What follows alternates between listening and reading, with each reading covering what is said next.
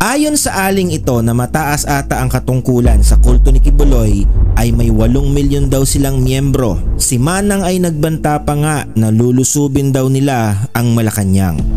Malacanang, hintayin nyo kami. Hindi kami maghihintay kay Torre. Kami ang hintayin nyo. 8 million Filipinos, 8 million Kingdom members.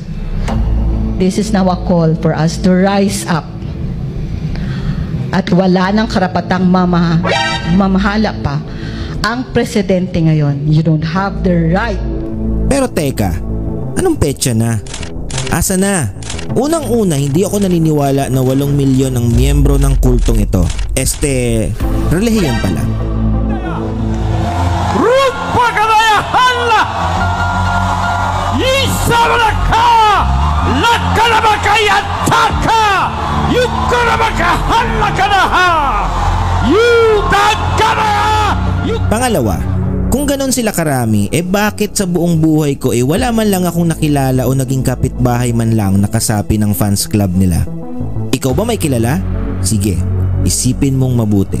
Pero ito sure ako, meron kang kilalang iglesia, dating daan, Jehovah's Witness, Islam at Sabadista. Tama ba? Ay wait, teka.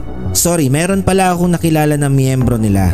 Una, yung nagtitinda ng otap sa may jackliner sa Buendia.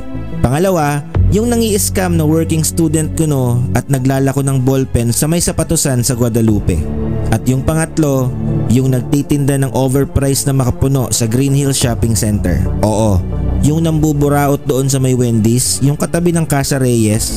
Anyways, kung 8 milyon talaga ang miyembro ng samahang ito, bakit tila nilalangaw ang followers ng kanilang mga social media accounts? Ano, busy ba ang mga miyembro sa pagpapalimos? Wala bang time mag-subscribe, like, share, and hit the notification bell button? Come on! Para patunayan na hindi totoo na may 8 milyong miyembro ang huwad na samahang ito ay pupuntahan natin ang report ng Philippine Statistics Authority na inilabas noong February 2023. Ito ay batay sa 2020 Population by Religious Affiliation Survey. Sa report na ito, ang top 3 religious affiliation sa bansa ay ang number 1, Roman Catholic na may 85.6 million members. Number 2, Islam na may 6.9 million members. Number 3 ay ang Iglesia ni Cristo na may 2.8 million members. At ito pa nga yung iba.